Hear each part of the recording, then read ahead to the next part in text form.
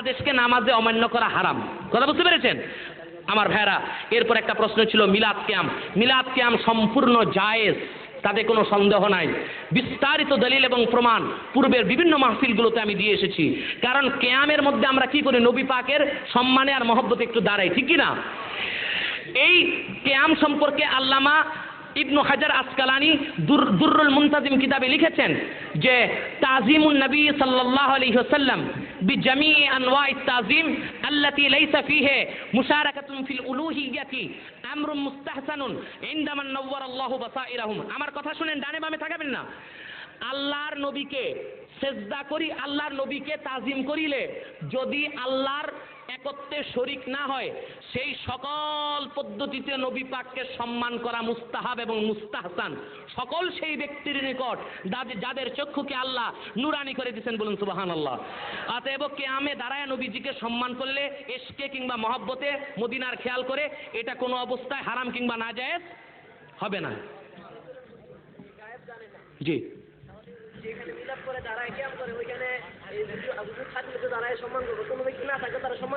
কিয়াম কয় প্রকার? এই কিয়ামটা কয় প্রকার? দাঁড়াও, তুমি দাঁড়াও না, তুমি বেয়াদব ছেলে। কিয়াম কয় প্রকার? আমি বলি কিয়াম কয় প্রকার? তুমি কোন জামাতে পড়ো? কি করো তুমি? কিসে চাকরি করো? তুমি মেয়ে আদার ব্যাপারে এসো জাহাজের খবর নিতে। কিয়াম হচ্ছে দুই প্রকার। একটা কিয়াম মুসাররাত, যেটা আনন্দের কারণে দাঁড়ানোটা, কারো উপস্থিতিতে দাঁড়াইতে হয় না।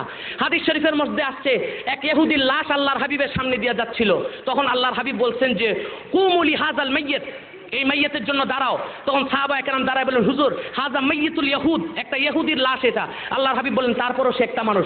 আপনারাই বলেন ইহুদির জন্য যে আল্লাহর হাবিব দাঁড়াইতে বলছেন, ইহুদির লাশ দেখা, ইহুদি কি হাজির ছিল না গায়েব ছিল? কই মরে গেলে মানুষ আবার হাজির থাকে নাকি? যেই ইহুদি, তার লাশটা কি মানুষ নাকি? লাশটা মানুষ, ইহুদি মানুষটা তো চলে গেছে আল্লাহর কাছে। তা লাশ হাজির না গায়েব?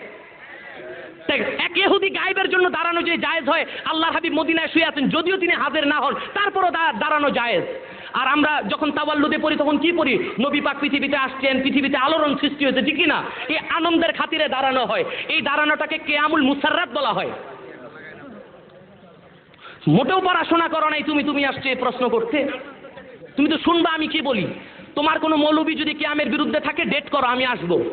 তোমরা এইসব বাড়াবাড়ি করে এই ভান্ডারি সুন্নিদেরকে উঠাইছো, এর জন্য তোমরাও দায়ী। তোমরা ওহাবি, তোমরা শয়তান, দুশমনে রাসূল, রাসূলের সাথে দাঁড়াইতে চাও না, বেয়াদব ছেলে কোথাকার। যদি কিয়ামের বিরুদ্ধে কেউ বলতে চায় আমি আসতে প্রস্তুত আছি। তোমার যদি কোনো আলেম থাকে তুমি বসাও, যদি কেউ না বসে তাহলে কোনোদিন কিয়ামের বিরুদ্ধে বলবা না।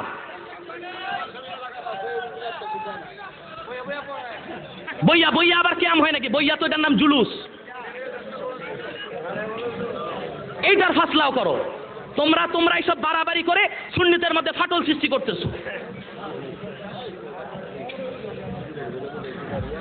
নবী পাক সাল্লাল্লাহু আলাইহি ওয়াসাল্লামের শারালে হারাম হবে, কুফরি হবে, এই ধরনের কোনো প্রমাণ কেউ দিতে পারছে আজ পর্যন্ত?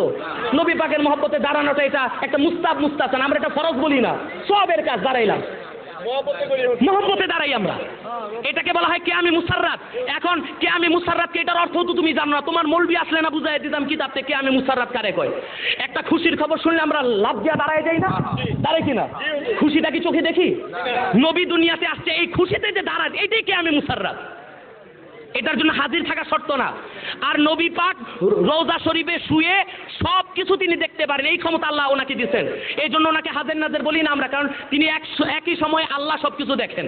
আর নবী পাক সাল্লাল্লাহু আলাইহি ওয়াসাল্লাম মুজিজাতান হাজির হইতেও পারেন কোথাও, কোথায় হাজির হয়েছেন কোথাও হয়নি কিছুই তো জানি না, এই জন্য আমরা দাঁড়ায় যাই, ঠিক কি না? আল্লাহ তাআলা বুঝার তৌফিক দান করুন, বলুন আমিন। সংক্ষিপ্ত মিলাদ করব। আচ্ছা, আমি মুনাজাতের আগে সময় দেব। বিসমিল্লাহির রহমানির রহিম।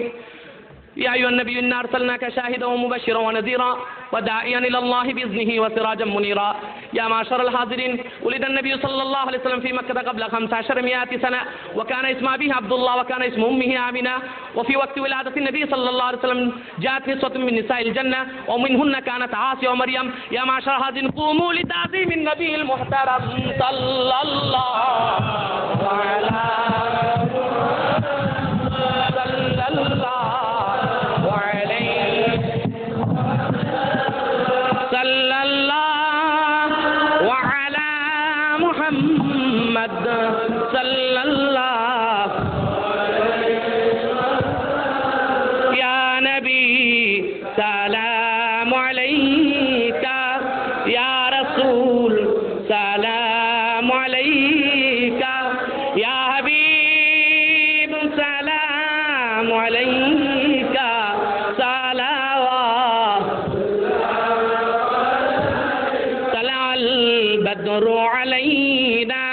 من ثنيات الوداع وجب الشكر علينا ما دعا لله داعي يا نبي سلام يا رسول سلام يا حبيب سلام عليك